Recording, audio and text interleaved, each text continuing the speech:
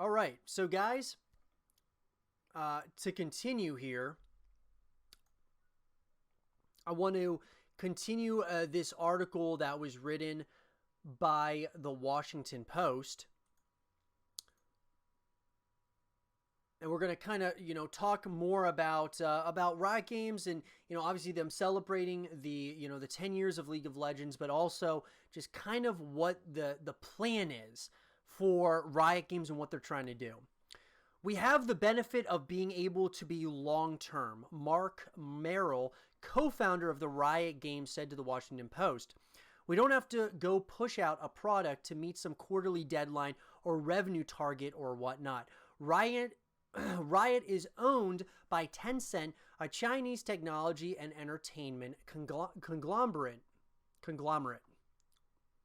Merrill said that the long gap between Riot's new offerings has been due to a confluence of factors, including a constant evaluation process in light of ongoing development in the rapidly evolving video game industry. He brought up Hearthstone, a massively popular card game based on Blizzard's Warcraft series, as a reason his team reevaluated Riot's card game offering, which Merrill said has been in the works for 8 years and has gone through multiple starts and stops.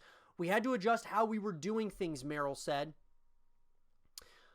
Michael Pachter, an analyst at Wedbush Securities, believes the new games will buoy Riot's revenue owing to the League of Legends audience, which extends to the hundreds of millions if all of the game's players over the years are included.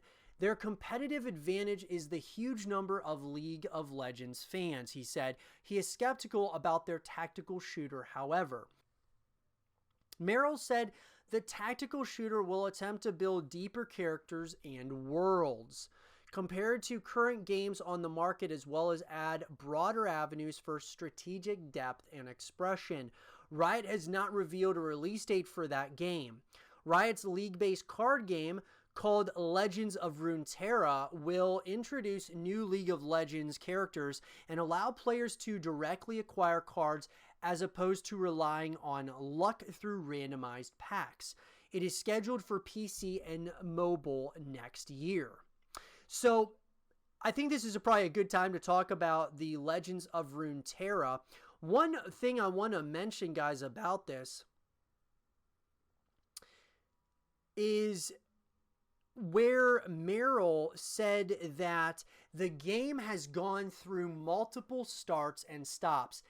This makes me a little bit nervous, I'm not going to lie, because when you start hearing things along the lines of a game has gone through a bunch of starts, it's gone through some stops as well, and they keep, they keep on going, through through everything over and over again. As far as the development process, that reminds me of kind of like a development hell. It feels like Legends of Runeterra very well may have been in development hell for a while, because it sounds like it's been something that's been in the works for a long time, but because it's been through this development hell, that makes me a little bit concerned, to be honest with you. I just don't know. It looks cool. Like, from what we've seen so far, it looks pretty good. It looks like a fun game. I'm not the best person to talk to when it comes to card games. I've never really played Magic the Gathering. I haven't played Hearthstone. I've watched other people play it. But, it's just not...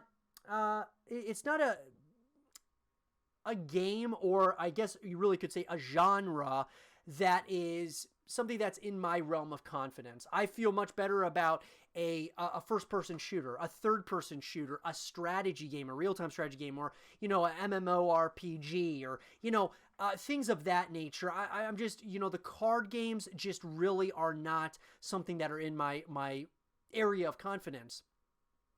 But that's not to say that this isn't going to be a good game. It's been through development hell, obviously. That was basically confirmed for us, but it still looks good, and it still may very well be a good game. But it feels kind of concerning when you hear things along those lines, because then I'm starting to wonder, you start thinking about Artifact and what happened there with Dota, and it just kind of is a little bit concerning. a brand and a title, a strong IP can only take a game so far. It's got to be a good game. It's got to have good word of mouth. It's got to have people talking, coming back, and playing it over and over again. And I just don't know if Legends of Runeterra is going to be that thing. It very well might be, but it's going up against some stiff competition, which that being Hearthstone as the main focal point. Magic the Gathering would be the other, kind of focal point as well. We'll kind of have to see and kind of wait on that a little bit, right? Because it does kind of... It seems like one of those things, right? That...